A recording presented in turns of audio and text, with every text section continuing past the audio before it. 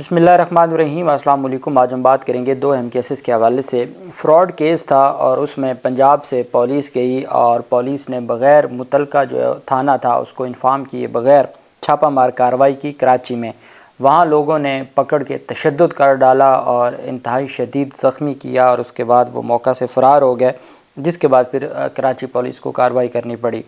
इंतहाई अफसोसनाक और एक इंतहाई गैर कानूनी काम किया गया था पंजाब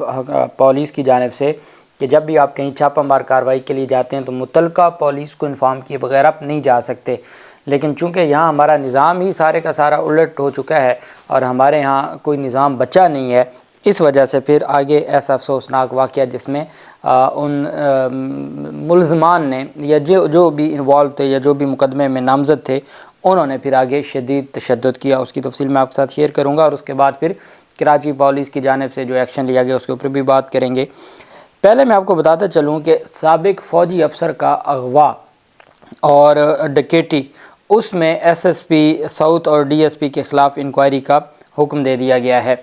ये एक इंतहाई अफसोसनाक एक वाक़या पेश आया था जिसमें आईजी सिंध पुलिस ने आईजी सिंध पुलिस रिफ़त मुख्तार राजा ने हाल ही में हटाए गए एसएसपी साउथ इमरान कुरैशी के ख़िलाफ़ एक रिटायर्ड फ़ौजी अफसर समेत 3 शहरियों के अगवा और डकैती के इल्ज़ाम में इंक्वायरी का हुक्म दिया है। आईजी पुलिस ने डीआईजी साउथ सैयद असद रज़ा को तफ्तीशी अफसर मुकर्रर किया है। डीआईजी असद रज़ा ने तस्दीक की है कि उन्हें मामले की इंक्वायरी सौंपी गई है।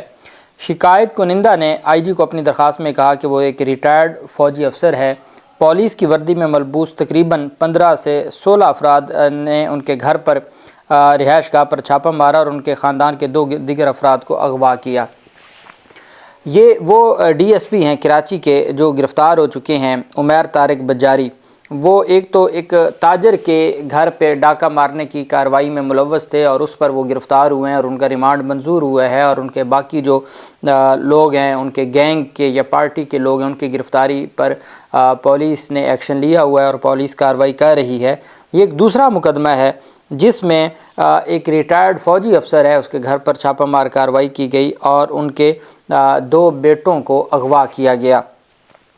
शिकायत कुनिंदा ने जो दरख्वास्त गुजार है उन्होंने कहा कि आईजी को उन्होंने आईजी सिंध को ये दरख्वास्त लिखी महकमाना कार्रवाई के लिए कि वो एक रिटायर्ड फ़ौजी अफसर है और पुलिस की वर्दी में मलबूस तकरीबन 15 से 16 अफराद ने उनके घर पर और उनकी रिहाइश गाह पर छापा मारा और उनके ख़ानदान के 2 दीगर अफराद को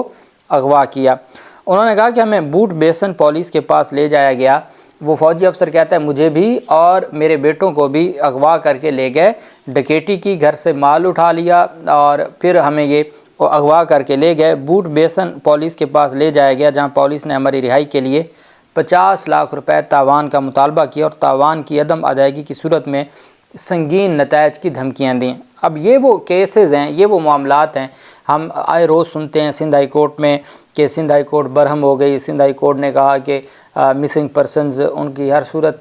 जो उनके ख़िलाफ़ कार्रवाई की जाए। मैंने आपको कहा कि जब हम खैबर पख्तूनख्वा के चंद एक इलाकों का या बलूचिस्तान के चंद एक इलाकों की बात करते हैं वहाँ मिसिंग पर्सन का अलग केस है, लेकिन ये जो सिंध के इलाकों में या जनूबी पंजाब के इलाकों में या जो दूर दराज इलाके हैं यहाँ पर ये सारा कुछ करते हैं, उसमें आप पुलिस का किरदार अदा करें कि वहाँ पुलिस भी, वडेरे भी, सियासी लोग भी, ये सारे इसमें इन्वॉल्व होते हैं और इसी वजह से ज़्यादा केसेस सिंध हाई कोर्ट में है। सिंध हाई कोर्ट सर पकड़ के बैठी है, लेकिन जो लोग साबिक फ़ौजी अफसर के घर ना सिर्फ डकैती करें बल्कि उनको अगवा करें और अगवा बराए तावान का मुतालबा करें, तो वो आम लोगों के साथ, आम ताजरों के साथ क्या वहाँ पर सलूक होता होगा और उनका क्या हशर होता होगा। कहते हैं जी कि हमें बूट बेसन पुलिस के पास ले गए जहां पुलिस ने हमारी रिहाई के लिए 50 लाख रुपए तवान मांगा और तवान की अदम अदायगी की सूरत में संगीन नतायज की धमकियां दी गईं। उनका कहना था बाद हमें शीरी जिना कॉलोनी की नॉन फंक्शनल पुलिस चौकी में रखा गया जहां हमारे साथ बदसलूकी की गई। शिकायत कुनिंदा ने कहा कि इस दौरान मेरे बेटे अहमद रज़ा शेख ने सिंध हाई कोर्ट में आईनी दरख्वास्त दायर की और मुझे रिहा कर दिया गया। दरख्वास्त में इल्ज़ाम लगाया गया कि यह सब एसएसपी साउथ इमरान कुरैशी के उकसाने और उनकी हदायत पर किया गया, हालांकि वो किसी जुर्म में मुलव्वस नहीं थे। कि हम लोग जो थे दरख्वास्त गुजार या उनकी फ़ैमिली वो किसी जुर्म में मुलव्वस नहीं थे, लेकिन एसएसपी जो थे عمران قریشی، اب کہاں ڈی ایس پی، کہاں ایس پی اور کہاں ایس ایس پی رینک کا جو پولیس افسر ہے وہ اس سارے معاملے میں ملوث تھا، اور انہوں نے کہا کہ یہ سب S S P south Imran Qureshi کے اکسانے اور ان کی ہدایت پر کیا گیا، حالانکہ وہ کسی جرم میں ملوث نہیں تھے۔ انہوں نے کہا کہ میں نے سی سی ٹی وی فوٹیج دیکھی ہے اور میں نے اس میں دیکھا ہے عمیر طارق بجاری کی شناخت کی ہے، جو حال ہی میں اورنگی ٹاؤن میں تاجر شاکر خان کے گھر پر اس طرح کے چھاپے میں ملوث تھے۔ وہ جو کل میں نے آپ کو ایک دن پہلے آپ کو جو واقعہ بتایا تھا تاجر کا، وہ شاکر خان کا تھا۔ وہ کہتے ہیں کہ میں نے وہ سی سی ٹی وی فوٹیج دیکھی ہے، اور جو D S P Umair Tariq Bajari ہیں ان کی میں نے شناخت کی ہے، جو حال ہی میں اورنگی ٹاؤن میں تاجر شاکر خان کے گھر پر اس طرح کے چھاپے میں ملوث تھے، جہاں پولیس اہلکار نقدی اور دیگر قیمتی سامان اپنے ہمراہ لے گئے تھے۔ اور اب ان کی جانب سے آئی جی سندھ رفعت مختار راجہ کے حکم پر تحقیقات کرنے والے ڈی آئی جی غربی نے رپورٹ میں کہا کہ اورنگی ٹاؤن میں تاجر شاکر خان کی رہائش گاہ پر چھاپہ بدنیتی پر مبنی تھا، اور ڈی ایس پی اپنے عملے اور نجی مخبروں کے ساتھ اس غیر قانونی اور مجرمانہ فعل کے لیے براہ راست ذمہ دار ہیں۔ اور اس انکوائری افسر نے سینئر افسران کو بھی غفلت کا مرتکب قرار دیتے ہوئے کہا کہ سینئر افسران بھی ڈی ایس پی کی غیر قانونی سرگرمیوں پر کڑی نظر نہ رکھنے کی ذمہ دار ہیں۔ انہوں نے اس مجرمانہ فعل پر ایس ایس پی اور ڈی ایس پی کے خلاف اس کیس میں بھی کہا تھا کہ یہ سارے کے سارے ملوث تھے۔ اب وہ ایک کیس تھا جس میں 70-80 تولہ سونا اور 2 کروڑ کے قریب ڈکیٹی کی گئی تھی، یہ دوسرا کیس ہے جس میں سابق فوجی افسر کے گھر پر دھاوا بول کے چھاپہ مار کارروائی کی گئی، اور ان کی سابق فوجی افسر اور ان کے جو بیٹے ہیں ان کا اغوا کیا گیا، اور اغوا کے بعد اغوا برائے تاوان کی یہ ساری واردات کی گئی اور ان کو حبس بے جا میں رکھا گیا۔ دوسری جانب جو میں نے آپ کو کیس بتایا جس کی تفصیلات چیک باؤنس اور فراڈ کا ایک کیس تھا، لاہور پولیس کو کراچی میں چھاپہ مارنا مہنگا پڑ گیا۔ پنجاب پولیس کے اہلکاروں نے مقامی پولیس کے بغیر چھاپہ مارا تو انہیں لینے کے دینے پڑ گئے۔ اب جو چیک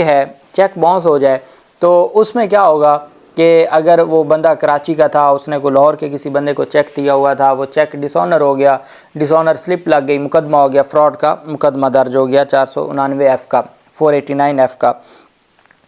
جب وہ مقدمہ درج ہو گیا تو پھر پولیس نے ایفیشنسی، کیونکہ پیسے لیے ہوتے ہیں، اور جب آپ کسی کے ساتھ ٹھیکہ کر لیتے ہیں کہ میں ہر صورت آپ کو ریلیف لے کے دوں گا۔ کل ایک